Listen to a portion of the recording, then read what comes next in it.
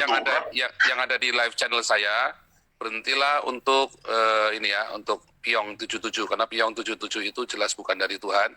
Dia selalu menyiarkan masalah bidat, sesat, apa segala macam, itu jelas bukan dari Tuhan. Itulah roh antikris, ya. Dan orang-orangnya nggak ada yang berani namakan muka tuh, yang di Piyong 77 channel itu ya. Semua di unsubscribe, nggak usah ditonton lagi. Udah lagi itu memang udah nggak laku juga itu kan. Itu dari si HMC, AWF, dan orang-orang Islam itu ngambilnya dari Piyong 77. Dia ngambil dari punya saya, ngambil dari punya orang-orang Kristen lain, dipotong, terus dia ambil sama punya dia. Nah itu grupnya Abdullah segala macam itu yang saya bilang Islam itu, yang Islam menyusup kepada Kristen itu. Ya, jadi itu, yang tumas-tumas itu tuh bukan, itu jelas roh antikris itu, roh perpecahan itu. Ya, sementara Yosua Tewu sudah diam, Muri Wali sudah diam, Esra Soru dia diam, cuma tinggal dia aja, itu jelas roh antikris itu. Itu ya kiranya Tuhan Yesus menghukum mereka, ya, karena mereka sudah tahu kebenaran, tetapi kita serahkan ya pada iblis, mudah-mudahan jiwanya diselamatkan. Ya, ini saya ngomong beneran ya, saya sebagai Nabi ke-26 saya ngomong serius, karena itu roh perpecahan itu. Itu kemarin saya sudah dapat teman-teman semua, mereka udah pada diam, tiba-tiba dia teriak lagi, ini roh dari iblis ini. Ini roh dari iblis, itu jelas, dari neraka itu, spiritnya itu. Spirit yang untuk memecah belah itu spirit dari neraka. Sementara bahkan Muri Wali saja sudah duduk semeja dengan saya istilahnya kan. Esra Soru sudah diam, Yosua Tewu pun sudah sepakat, kita semua menghapus segala pun sudah diam. Ini satu teriak-teriak, ini dari iblis itu. Ya. Oke, lanjut. Itu yang saya bilang. Ya, itu yang saya bilang, Pak. Nanti lagi gono gini tidak sesat. Kalau khilafah udah berdiri kan pintu mereka juga yang akan ditobrak terus dipancung semua pertama kali. Mereka yang pertama dipancung gitu, tuh. Iya, bodoh sekali mereka itu. Nah, itu yang pertama, Pak. Yang kedua, tadi sebelum saya live ini mulai, saya kan sempat mampir di lapak Nabi yang satu lagi tuh, Nabi Tanpa Ragi. Dia ada bahas juga tuh, ada beberapa video yang dua diantaranya saya juga udah kirim ke Pak Paul juga di Telegram. Tapi Pak Paul kayaknya buka Telegram itu 200 tahun sekali sih, tapi saya kirim juga. Setiap milenium sekali ya. Jadi nanti di milenium berikutnya Bapak lihat deh itu baru khilafah itu ngeri banget tuh. Iya, itu yang pertama video-video itu. Jadi kita kan nggak tahu udah berapa banyak anak-anak yang sudah terpapar seperti yang di video itu. Ya moga-moga Bapak bisa bahas juga itu kayaknya penting tuh Pak. Dan juga ya, selain itu saya juga dengar ada juga yang kayaknya Bapak harus mudah-mudahan Bapak bisa bahas juga, bisa gubrak-gubrakin juga, kan ada katanya baru-baru ini ada undang-undang perlindungan ulama atau apa gitu ya yang dicanangkan oleh salah satu partai lah gitu ya yang menyender ke sana. Sepertinya ini direct response kepada upaya-upaya Pak Jokowi dan kaum-kaum nasionalis untuk bendung khilafah ini ya, untuk nangkep-nangkep pihak-pihak yang terang-terangan mendukung khilafah gitu. Jadi katanya ada undang-undang perlindungan ulama atau apa gitu namanya, dari ya mungkin Bapak udah pernah dengar atau Pak Hendro mungkin udah pernah dengar kali ya. Ya itu juga kayaknya ya RUU perlindungan ulama dari PKS ya. Nah itu kan juga sesuatu yang kayaknya Bapak perlu topik-topik menarik untuk dibahas lah mudah-mudahan. Ya mungkin itu aja Pak Paul, terima kasih. Ini saya catetin ya tadi, ini saya udah buka, nanti kita siarkan ya, kita lihatkan videonya yang Pak Susu udah kirim. Sebentar, wait ya.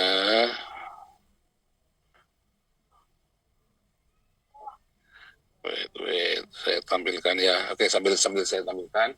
Lanjut dulu, Pak Dragon, skip dulu ya. Oke, Pak Wilson silakan. Di unmute mikrofonnya sebentar. Teman-teman bisa nyalakan mikrofonnya. Ya, silakan Pak Wilson.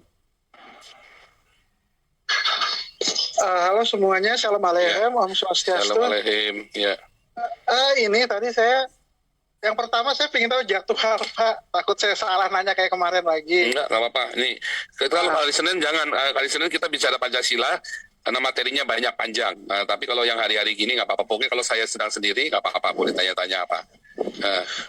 Oke, saya ada punya 2 pertanyaan sih Pak. Sebenarnya saya pertama yang saya dengar dari Pak Susu tadi, kan kalau gereja-gereja baru kayaknya agak susah untuk dibuat, kayak izin IMB, mendirikan bangunan.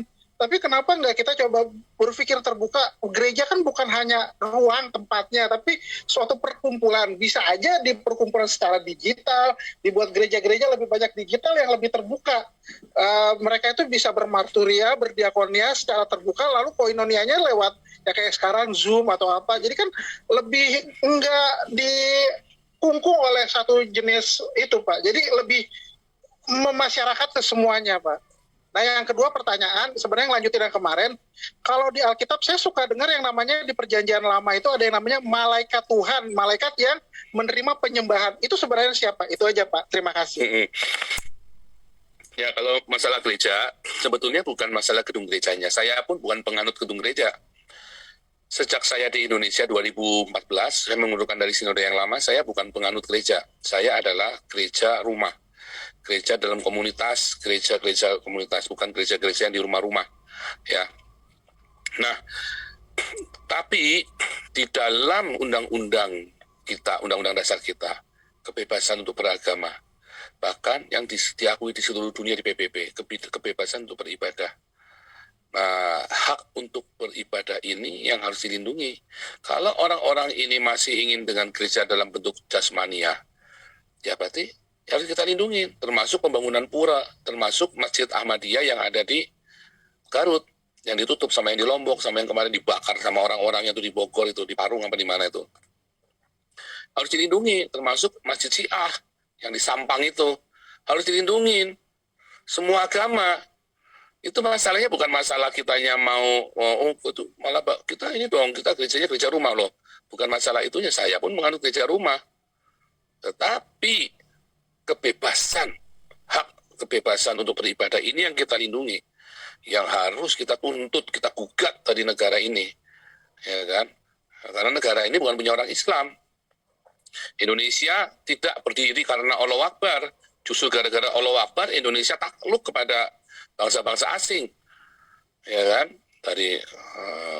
Tetapi Indonesia berdiri karena semua komponen bangsa ini ada. Ya, Kristen, Islam, Buddha, Hindu, agama-agama tradisional, kejawen, bahkan Partai Komunis Indonesia. Bahkan Partai Komunis Indonesia loh. Jadi ketika Indonesia membasmi komunis waktu itu pelanggaran HAM berat loh itu. Ya, jadi pelanggaran HAM berat. Tidak ada pendeta yang jadi anggota Partai Komunis, tidak ada. Termasuk saya pun bukan. Justru Partai Komunis didirikan oleh NU, bekas ulama-ulama NU ini. SI Merah ini. SI Merah. Ya, jadi memang udah jelas bahwa PKI ini justru pendukungnya adalah orang-orang Islam sendiri. Jadi ketika Indonesia mendiskreditkan anak-anak PKI, ya yang terima kasih kepada Santo Gus Dur, Indonesia sedang melanggar konstitusinya sendiri. Ibu Pertiwi sedang makan darah anaknya sendiri. Jadi itu tadi, Indonesia berdiri bukan karena Islam, salah. Justru gara-gara Islam masuk Nusantara, maka 350 tahun Indonesia dikuasai oleh asing. Karena dijual oleh sultan-sultan Islam ini kepada asing. Tetapi negara Indonesia berdiri karena semua komponen bangsa ini, dari yang ateis, dari yang punya agama, sampai Partai Komunis, termasuk ikut mendirikan di situ. Semuanya komponen agama-agama tradisional, baik ras apapun, termasuk ras Tionghoa. Nah, kalau tanya ras Arab, saya ragu. Apa jasanya orang Arab bagi Indonesia? Nah, itu saya ragu itu, justru. Ya kan? Ini kalau orang Tionghoa sudah jelas, banyak terlibat. Gitu. Nah, jadi begitu ya masalahnya adalah maksudnya. Nah, kalau yang kedua, malaikat. Di dalam perjanjian lama dan perjanjian baru punya teologi yang berbeda. Kalau di dalam perjanjian lama ketika bilang malaikat, ya dia benar-benar malaikat utusan, ya, pembawa pesan. Kalau di dalam perjanjian baru, ya, Yehova ketika dia datang dalam bentuk manusia itu pun disebut malaikat. Makanya ketika kita membaca Yakub bergumul dengan Tuhan, Tuhan, ya kan? Ternyata itu dengan malaikatnya, bukan dengan Tuhan. Karena semua yang berasal dari Elohim itu juga mewakili Elohim, mewakili Yehova. Itu ya, termasuk bentuk antropomorfik dari Yehova yang bagi manusia. Dan dua malaikatnya. Nah, itu pun juga sebagai Yehova dan malaikatnya. Jadi kata malaikat di situ yang kemudian disembah, itu benar-benar Yehova yang datang dalam bentuk antropomorfik. Makanya cuma satu orang yang datang. Ya kan? Makanya dan disembah. Dan itu ya Yehova sendiri, makanya dia berkata Yehova. Karena Yehova sering datang kepada manusia dalam rupa manusia. Dan disebut semuanya disebut malaikat. Kita pun disebut malaikat. Coba kalau kita lihat kata Gabriel. Gabriel itu artinya the man of God. Orang-orang dari Allah. Kita ini Gabriel. Kalau kita kalau kita menjadi malaikat bagi orang lain, yaitu apa? Yang tiba-tiba hilang. Misalnya kita habis nolong orang terus kita menghilang. Artinya apa? Kita nolong orang jangan sok merasa berjasa, pamer-pamer. Makanya kalau menabung, berdiakonia jangan pakai atribut. Kalau kita pakai atribut, maka kita hanyalah manusia biasa. Tapi kalau kita berdiakonia tanpa atribut, dan bahkan orang-orang ini tidak mengerti siapa kita, tiba-tiba mereka lagi kelaparan masa COVID, kita kasih makanan, ya kan, kasih beras untuk 1 bulan. Wah, kita lah malaikat. Kamu dari mana? Dari Tuhan. Nggak usah sebut, dari gereja ini, nggak usah sebut. Itu yang maksud seperti itu. Karena kata malaikat di dalam perjanjian lama, juga kalau Gabriel itu ya, juga Gabriel, the man of God. Orang-orang yang berasal dari Tuhan, itu kan the man of God. Itu ya. Jadi maksudnya seperti itu, Pak Wilson.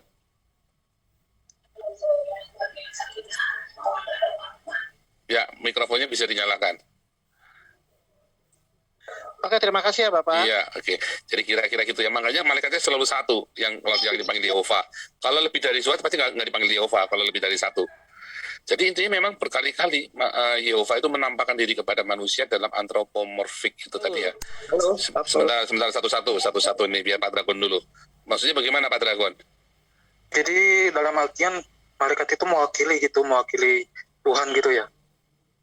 Dalam kemampuan apa gimana ya? Saya juga bingung sih. Nah, jangan. Kamu harus dengarkan dulu tanyanya. Karena kalau tamu tanyanya bingung, saya jawabnya bingung. Harus pastikan dulu. Malaikat itu tidak mewakili Tuhan. Tuhan ya Tuhan, malaikat ya malaikat. Malaikat tidak pernah bisa mewakili Tuhan.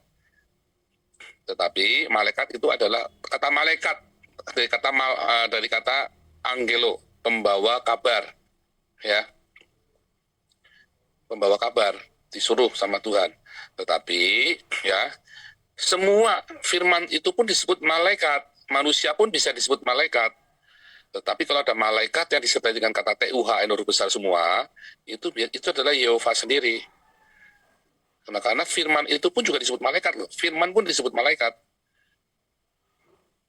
Ya, malaikat itu artinya pembawa kabar, pembawa kabar, pengabar. Nah, kita harus lihat dari etimologinya, makanya terjadi banyak sekali konflik terminologi. Orang-orang Yahudi itu suka ngetawain orang Islam sama orang Kristen karena banyak ngawur-ngawur terminologinya. Itu mesti jelas. Itu makanya itulah kelas evangelis. Kita nanti bulan Juni, awal Juni kita mulai lagi kelas evangelis ya. Yang bulan Mei kita sudah full, tapi bulan Juni kita mulai lagi segera daftar. Karena kita maksimum kelasnya kita batasi ya supaya jangan terlalu penuh. Kita batasi. Jadi kalau pengen jelas, lebih detail tentang kata malaikat itu, masuklah ke kelas evangelis. Haleluya. Ya Pak Erwan, lanjut. Shalom Pak Paul. Shalom Pak Erwan. Iya, saya ada beberapa pertanyaan, boleh ya Pak Paul? Ya, jangan banyak-banyak. Satu-satu apa sekaligus? Jangan banyak-banyak, karena kita batasi 3 menit supaya teman-teman bisa diskusi yang lain. Soalnya berapa kali mau masuk nggak bisa nih. Iya, pokoknya harus datang awal-awal. Ya, lanjut. Saya tanya ya, tempo hari ada Valen ada di diskusi di mana saya lupa tuh ya. Itu ada dia bilang bahwa Tuhan Yesus itu adalah ciptaan menurut dia karena berdasarkan Wahyu 3 ayat 14. Saya bacakan ya. Dan tuliskanlah kepada malaikat jemaat di Laodikia, inilah firman dari Amin, saksi yang setia dan benar, permulaan dari ciptaan Allah. Nah, berarti berdasarkan ayat ini, menurut Valen, bahwa Yesus itu adalah ciptaan gitu loh. Nah, terus saya tanya sekaligus deh ya, nanti aku mau satu-satu, Pak Paul.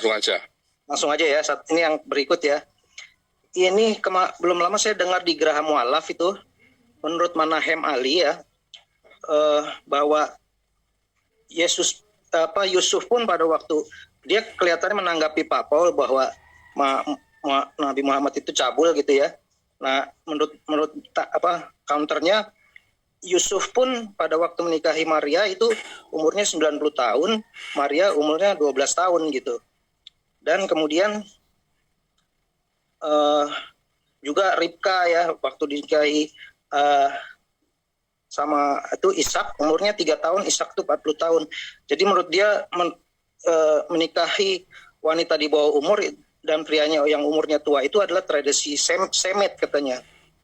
Nah, kemudian dia juga menanggapi buku Pak Paul itu di halaman 116 sampai 119 katanya Pak Paul mengakui Gunung Sinai itu berada di Arab gitu ya.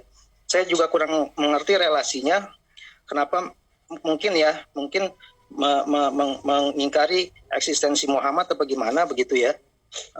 Itu yang kedua.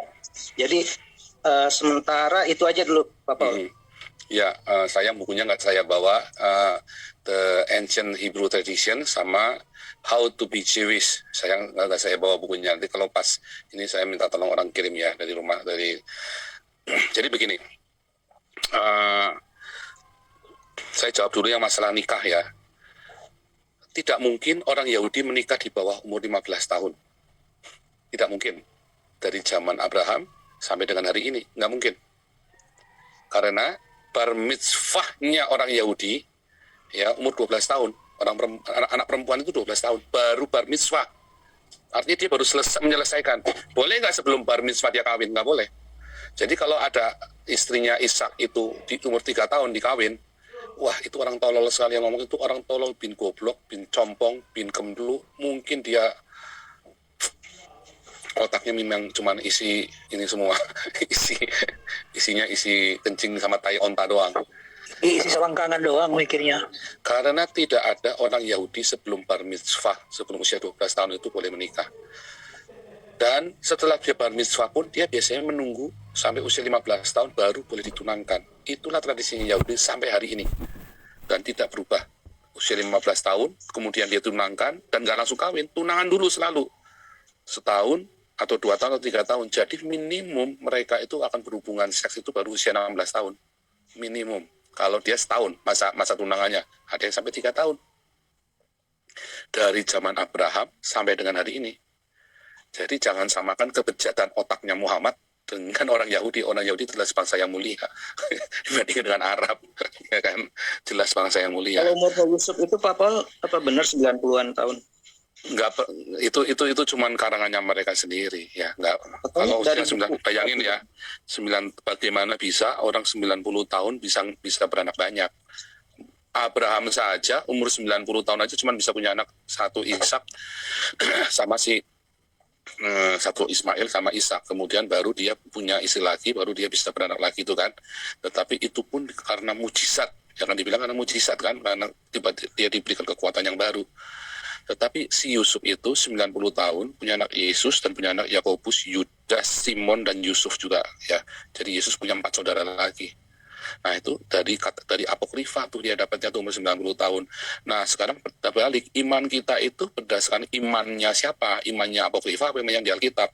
Kalau Islam ya semua comot-comot sana comot sini, imannya Islam. Yesus tuh kawin loh. Bingung juga kan kalau bilang Yesus kawin kan?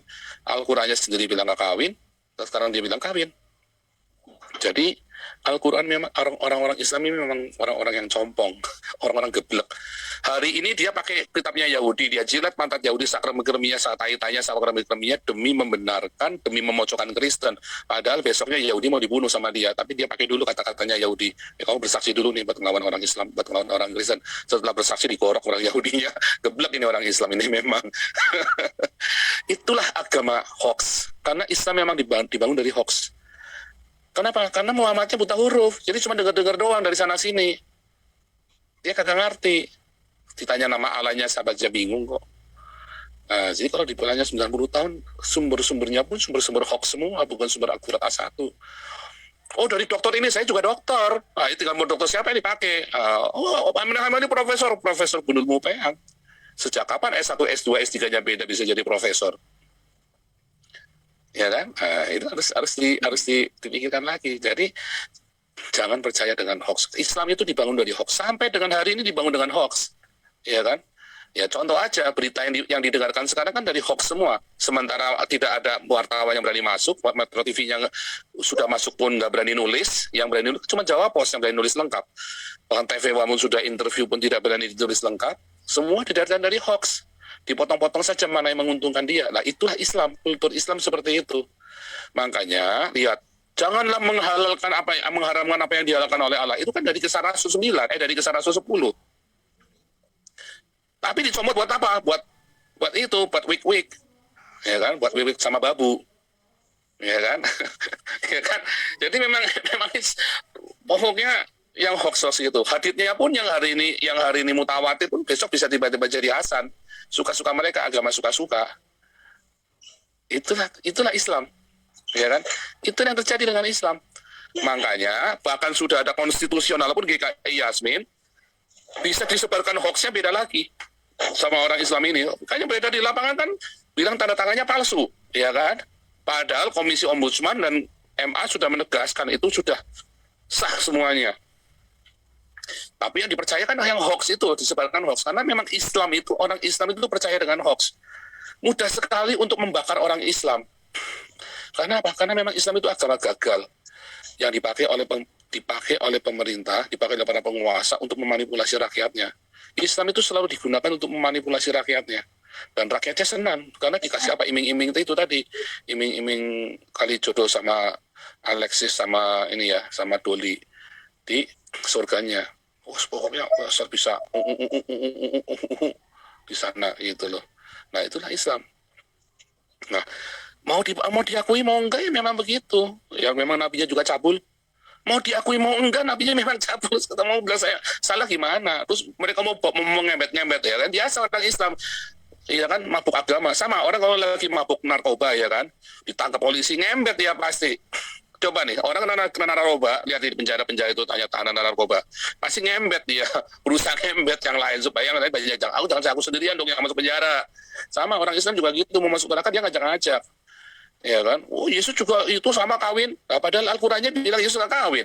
Sekarang ngomongnya Yesus kawin. Keblek ini orang Islam ini. Alasannya pakai berdasarkan penelitian itulah. Kamu lebih percaya kepada orang kafir apa kepada Al-Qur'anmu sendiri? Nah, itulah Islam. Makanya berhentilah jadi Islam. Jadi Islam itu memutuskan menjadi bodoh dan tolol. Serius. Oh, hatred bukan. Lah ini kenyataannya di Indonesia begitu yang saya lihat. Itu yang dipertontonkan kepada kita seperti itulah. Saya kan nggak perlu baca Al-Qur'an. Untuk pakai bahasa Arab, saya lihat dari kelakuan kalian aja kita langsung ngerti bahwa begitu bejatnya agama ini. Hatred bukan. Kalau memang agama ini nggak bejat, buktikan saja di mana nggak bejatnya. Lawang GKI Yasmin yang sudah konstitusional saja bisa nggak dilaksanakan kok oleh orang-orang Islam ini. Belum lagi nanti video yang mau saya tampilkan nanti. Belum lagi yang ini ada berita terbaru soal GKI Yasmin. Ya nanti. Tadi di Detik. Ya, saya sudah baca nanti mau saya tampilkan. Nah jadi itulah Islam. Nah jadi saudara-saudara berhentilah jadi Islam. Indonesia tidak akan pernah bisa maju selama Islam itu mayoritas. Karena Islam itu menolak Pancasila. Nah, maksudnya tadi ya. Itu penistaan loh. Bilang Muhammad pengen ngawinin Bunda Maria itu. Penistaan. Ya, I will fuck your mom. Sama kan? Coba kalau ada temanmu tiba-tiba I will fuck your mom. Wah, itu bukan cuma bogem yang datang, itu kursi, mejanya itu bisa saudara lempar ke mukanya orang itu. Ya, bisa itu penistaan luar biasa terhadap kekristenan. Nah, umatnya juga sama. Yesus kawin. Yesus itu Maha Kudus. Dia menguasai hawa nafsunya. Terus kita bilang Yesus kawin. Padahal Al-Qur'annya dia sendiri pun bilang nggak kawin. Lalu terus dari mana coba? Dari mana dia bisa bilang kawin? Berarti kan dia memang niatnya memang mau menista. Kalau bilang Maria umurnya 12 tahun. Menikah sama Yesus 90 tahun. Al-Qur'annya saja nggak ngajarin dia begitu. Lalu dia dasarnya dari mana? Dari kitabnya orang kafir lah. Kenapa kamu nggak jadi kafir sekalian kalau kamu percaya sama orang kafir? Ya itu kan Islam. Comot sana comot sini. Ya nanti setelah itu orang yang sama nulis buat orang Islam dipenggal sama dia. Ya kan? Jadi hati-hati dengan Islam itu. Hati-hati dengan merah emal itu. Nah kalau tanya, saya menulis bahwa Gunung Sinai itu bukan di Sinai Peninsula. Oh itu benar. Ya, itu benar. Itu Alkitab yang menuliskan. Mengapa bisa tiba-tiba ada di Sinai Peninsula? Teolog liberal pun ketawa terbahak-bahak. Jangankan.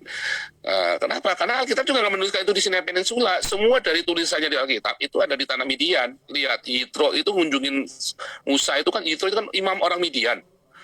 Dan dia mengunjungi Musa di kaki Gunung Sinai, di pada Gunung Sinai itu. Karena memang Yitro itu memang orang imam Midian dan Sinai itu memang ada di tanah Midian. Dan di dalam Galatia 4 ayat 25 jelas tertulis Hagar adalah gunung Sinai yang di tanah Arab. Hagar itu adalah gunung Sinai di tanah Arab. Itu jelas-jelas ditulis. Lah kita orang-orang teolog-teolog ini karena kebanyakan ngarang-ngarang, kebanyakan dogma, cocok sana, cocok sini. Oh itu metafora, oh ini. Makanya kita terjebak.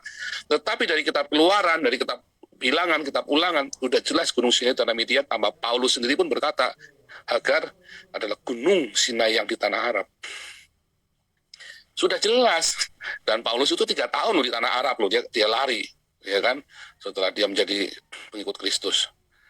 Nah, jadi itu jelas. Nah, itu ada di buku saya Khilafah Terakhir yang sudah saya tuliskan, arkeologinya semua tulisannya.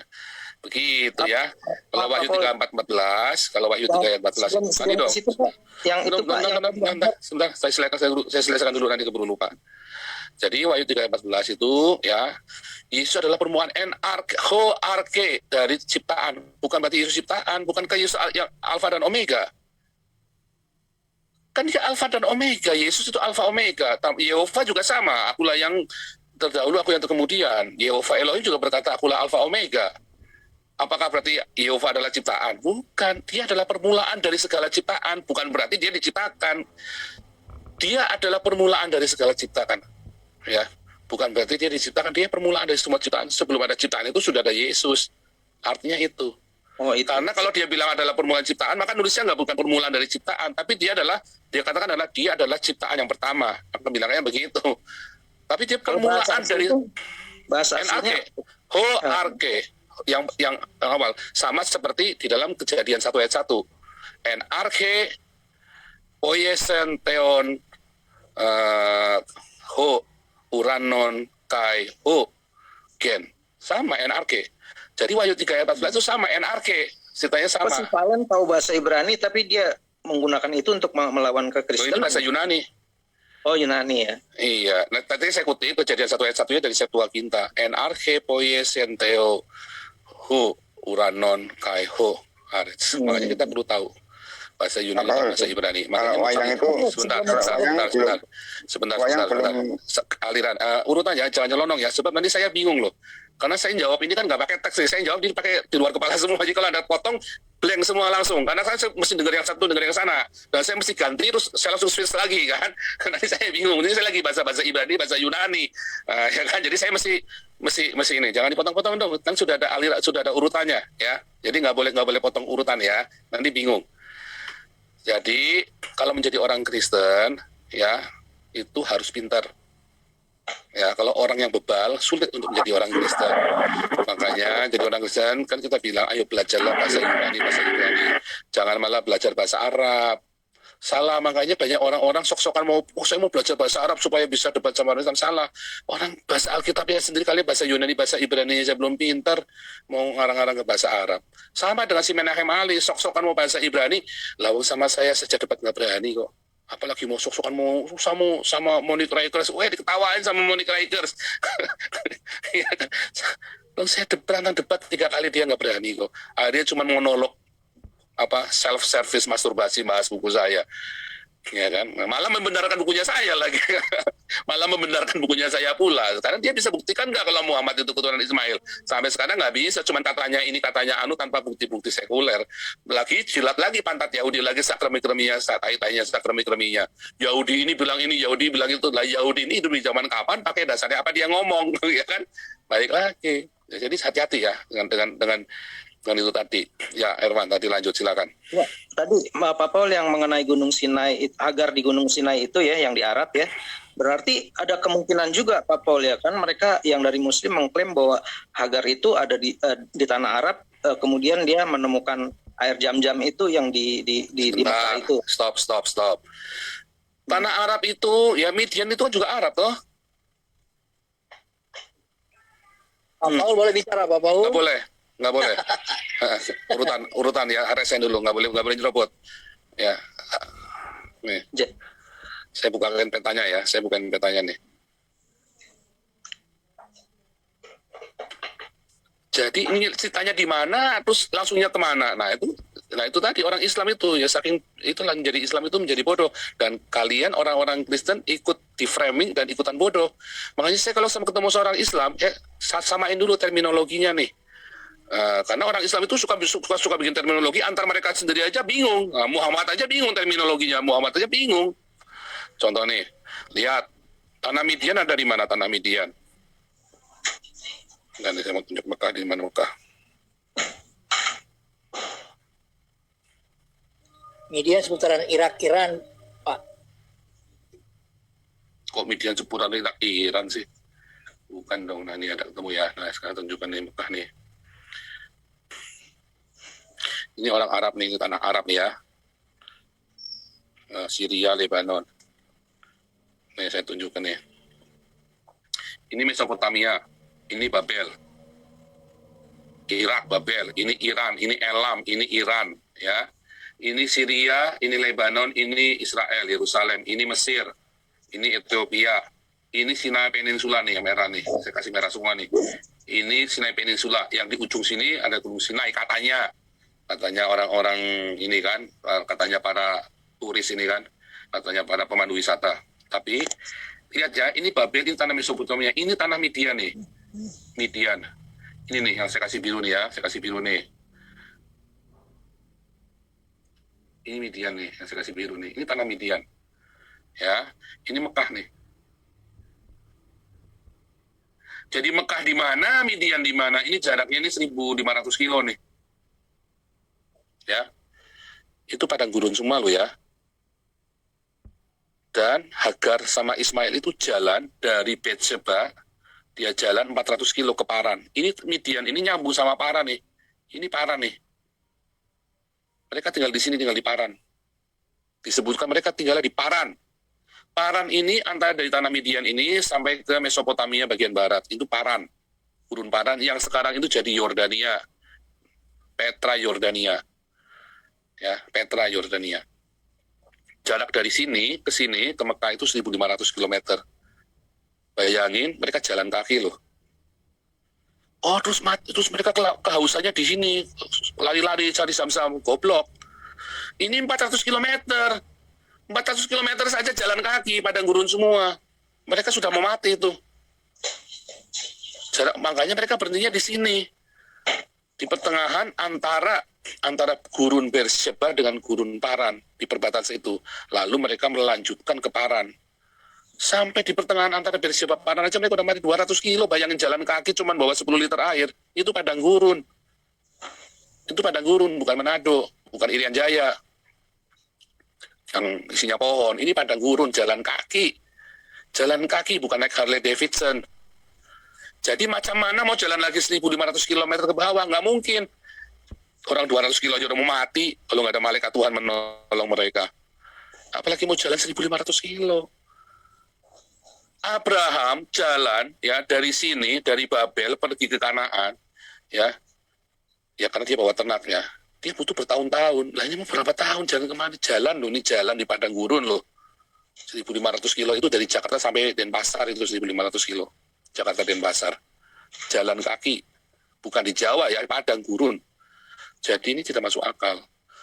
Kalau yang masuk akal ada di sini yang Alkitab bilang. Di tengah perjalanan dari Beersheba sampai ke Paran, di tengah jalan mereka mau mati. Dan datanglah malaikat Tuhan menolong mereka. Lalu mereka melanjutkan ke Paran. Dan mereka berhenti di Paran ini yang biru atas ini nih. Nah, ini Paran. Nah, cerita tentang Adnan, kakek ke-21-nya Muhammad, itu ada di Paran di sini. Ada di Nabatean. Loh, itu kan bukti bahwa Muhammad keturunan Ismail. Bukan, karena belum selesai yang saya ngomong. Di buku saya sudah saya tulis tahun 700 sebelum Masehi, ya saya kasih merah lagi nih, tahun 700 sebelum Masehi, ya sebelum Yesus, tahun 700 BC sebelum Yesus ya. Semua ini sudah diangkut sama Raja Asyurbanipal. Terus tahun 530 sama si Nabonidus Raja Babel digenosid ini, habis semua bersih.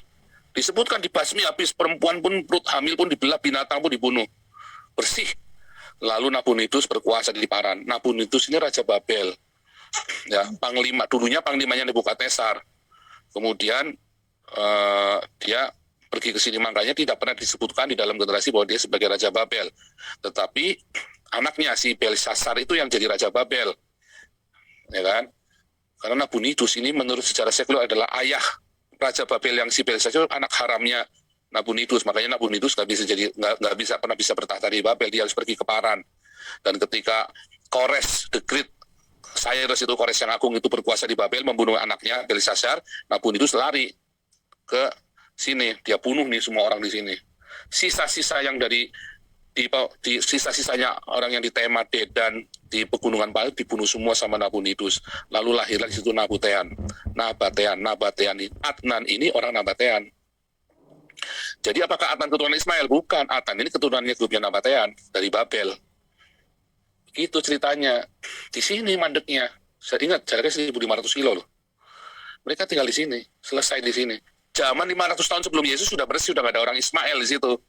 500 tahun sebelum Yesus. Dan kalau kita lihat, terakhir kata Ismail disebutkan di kitab Yeremia. Udah itu nggak pernah ada lagi disebut nama Ismail.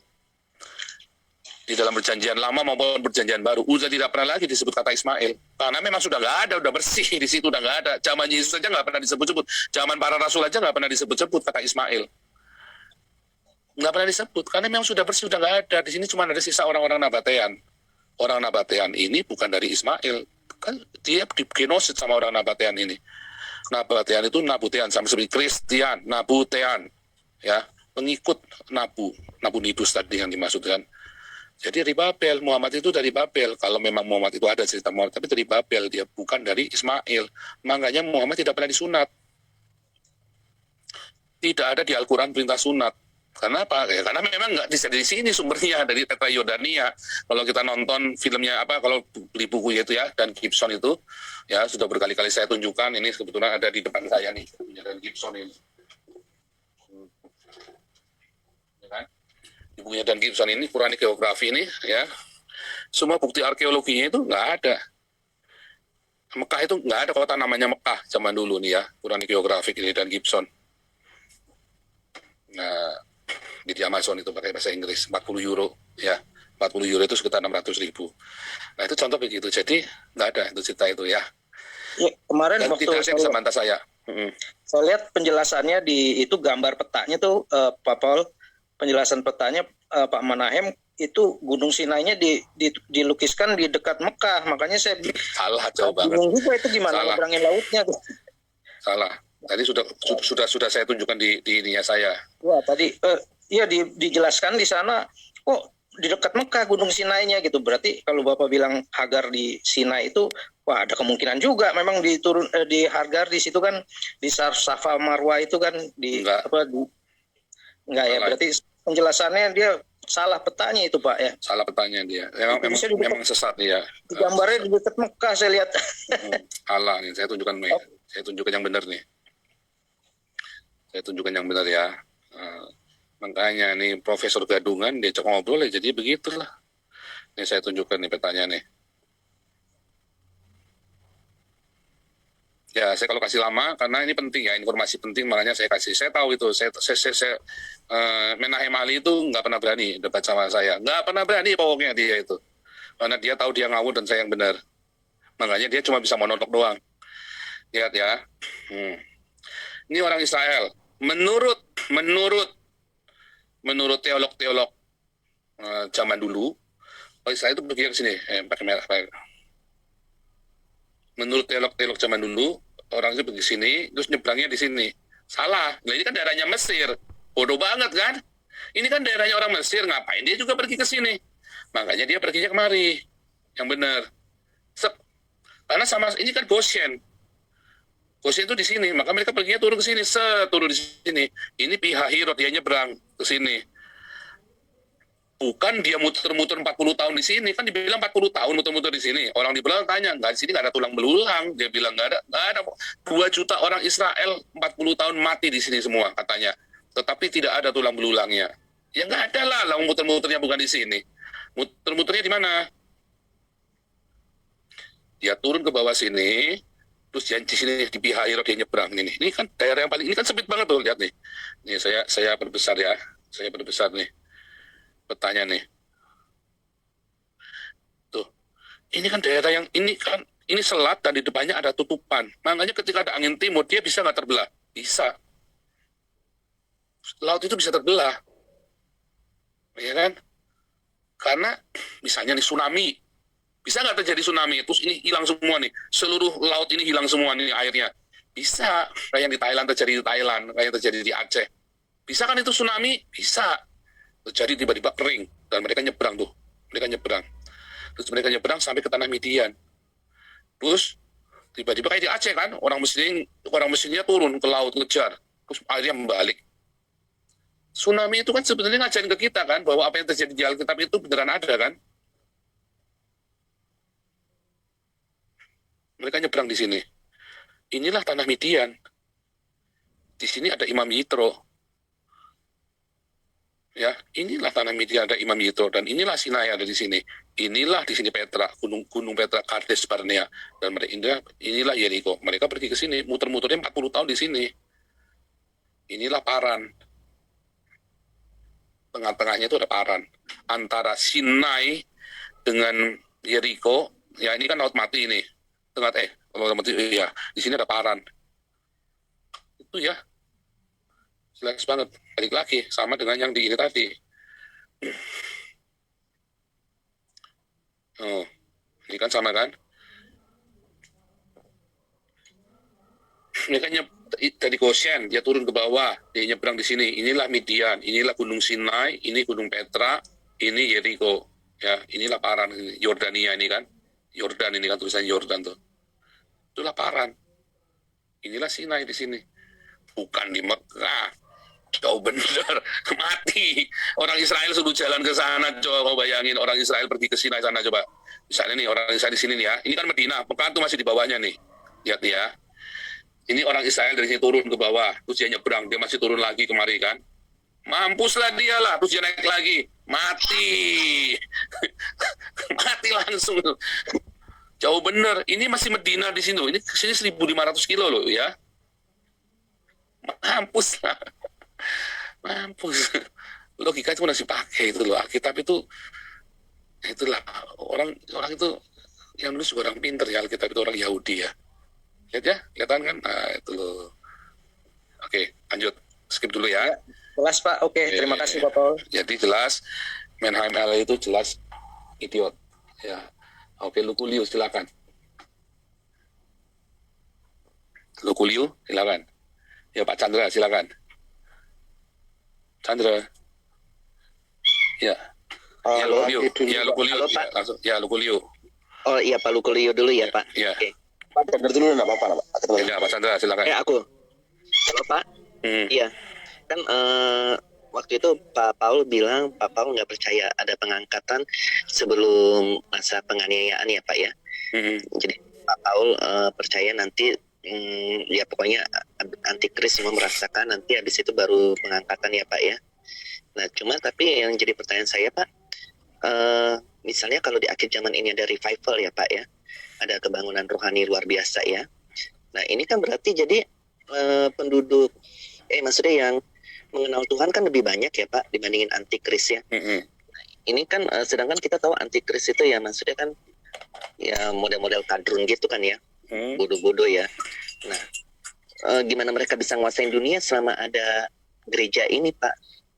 Jadi sih kalau menurut saya sih masuk akal juga kalau ada pengangkatan sebelum masa antikris ya. Ya. Jadi nggak ada penghalang bagi mereka. Ya. Gini nih. Revival artinya banyak orang taubat ya kan? Iya betul. Enggak, maka kadrun berkurang banyak, betul? Kalau kadrun berkurang banyak, maka terjadi peradaban, betul nggak? Di mana ada kadrun, di situ ada kebiadaban. Di mana kadrun berkurang, di situ ada peradaban, ya kan? Iya. Biadab ya kan? Ya, contoh kan DKI Yasmin, biadab gitu kan? DKI Yasmin adalah bentuk kebiadaban dari kadrun. Nah, kalau kadrun berkurang, maka ada peradaban. Termasuk Indonesia, kalau kadrunnya berkurang ada peradaban di Indonesia sekarang biadab Indonesia, ya kan? Nah, begitu kadrun berkurang di seluruh dunia, maka terjadi dunia itu penuh dengan peradaban, aman damai. Apa akibatnya kalau dunia aman damai? Lengah. Ada kebebasan. Karena di dalam Kristen nggak ada homoseks bunuh, nggak boleh. Harus dikasihi. Lalu orang yang dikasih ini kan umpak-umpakan kan, tambah lama tambah edan kan? Iya. Maka terjadilah kata humanisme. Humanisme makin tinggi kan? Humanisme adalah cinta tanpa Yesus. Mengasihi tanpa Yesus. Artinya bukan kasih yang sempurna, bukan kasih yang agape, bukan dari surga. Dan nanti akan terjadilah, akhirnya terjadi orang-orang ini mulai dengan peradaban yang tinggi ini, kemudian dia mulai nyeleweng. Persis kembali ke zaman Israel, zamannya Salomo. Ketika peradaban tinggi, mulai nyeleweng mereka. ya kan? Akhirnya apa yang terjadi di antara humanisme yang tinggi? Maka kan teknologi tinggi kan? Kita tahu ada microchip sekarang. Akhirnya pakai semua tuh microchip. Semua akan kasih chip semua. Salah nggak? Nggak salah. Tetapi kemudian tiba-tiba itu disabot sama kadrun-kadrun yang nggak terima, yang kalah. Sabotase yang paling ngeri itu bukan ngebom gereja, tapi nanti ketika microchip itu teknologi itu udah high tech, disabot. Ada satu kadrun kerja di pemerintahan global, mungkin di PBB atau di apa, disabot itu microchip. Rusak semua nggak itu perekonomian dunia? Semua perekonomian tergantung dari chip yang Anda pakai loh. Hancur. Uang Anda bisa nol semua tuh. Anda yang punya uang triliun-triliun, miliar-miliar, bisa tiba-tiba nol tuh. Karena kan rusak kan? Disabot kan, dibajak kan. Itu terorisme paling mengerikan, terorisme ekonomi loh. Seluruh dunia kacau. Lalu yang berlaku apa? Kalau sudah nggak ada sistem. Kalau sudah nggak ada sistem, maka baliklah ke pasar muamalat. Ya kan? Pasar muamalat, yaitu apa? Barbar, zaman batu. Barter kan, pasar muamalat kan? Pasar Islam itu kan, pakai syariah. Nah, nanti sekan batu ini datang berjasa, nih aku punya dinar nih, aku punya emas nih. Aku punya dinar, punya emas. Mulai, oke, ya udah kita terpaksa deh, kita pakai punya dia dulu deh. Sekarang buat nyelamatin sambil kita bangun. Tapi nanti dulu, syaratnya kamu harus bersyahadat. Distempel pakai cap antikris.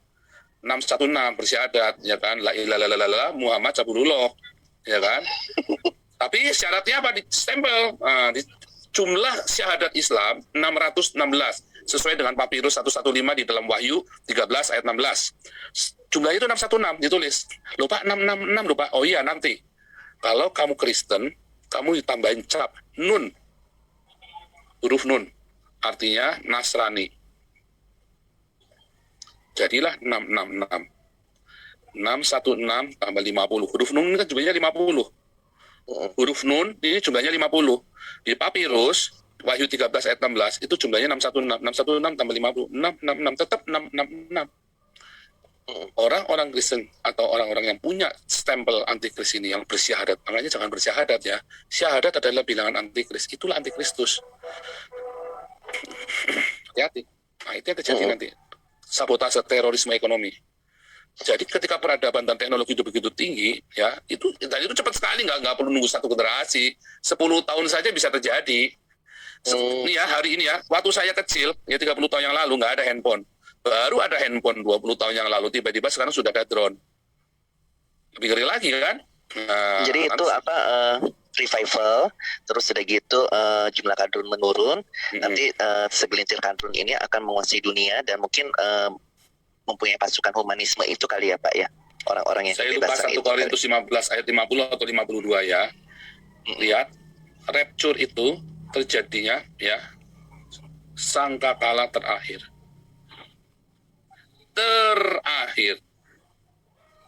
Padahal sebelum sangkakala terakhir ini ada ceritanya antikris. Iya, jadi kita semua ngalamin antikris. Karena rapture itu saat sangkakala terakhir. Terus yang itu yang dimaksud dengan tetapi sekarang antikris tidak bisa berkuasa karena ada penghalangnya, ini siapa nih Pak penghalangnya ini? Kan kita masih berdoa syafaat semua, masih ada Roh Kudus, masih ada doa syafaat semua kan. Sebentar, itu bunyinya nggak begitu loh. Bukan tadi kalau bisa berkuasa itu salah juga loh. Itu ceritanya di dalam 2 Tesalonika 2 atau 1 Tesalonika 2 ya, ayat 4 sampai 6 itu.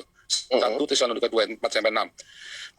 Si pendurhaka itu bukan antikristus loh. Itu lagi cerita Kaligula loh itu. Korintus itu ditulis zamannya sebelum Kaligula loh. Iya.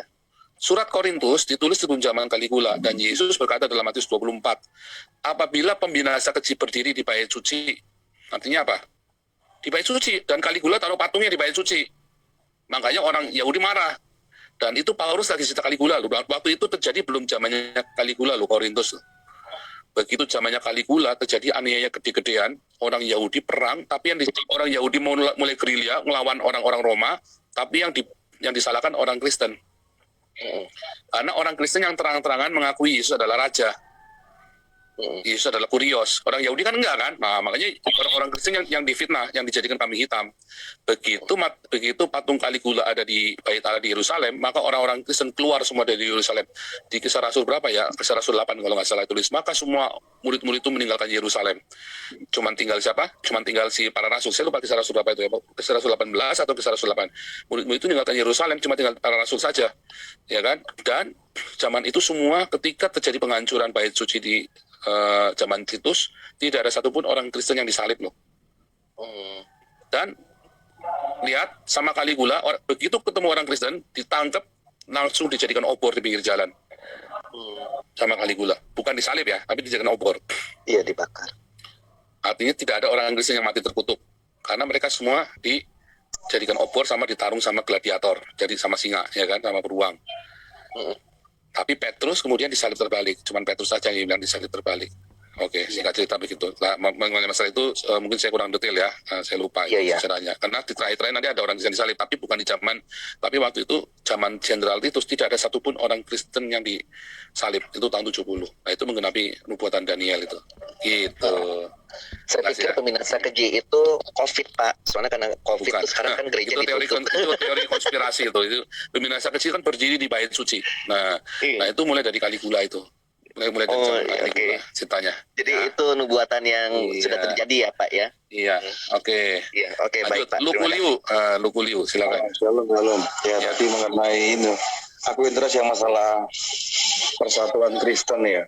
Kerajaan Allah ini mau kok ya gampang banget diceritakan. Teman-teman boikot semua yang udah cerita-cerita bidat sesat, boikot semua. Ya, begitu orang bilang bidat sesat, boikot semua karena kita punya target yang lebih besar daripada membidatkan. Begitu ada orang bidat sesat langsung boikot. Percaya saya, itu datangnya dari iblis dari neraka.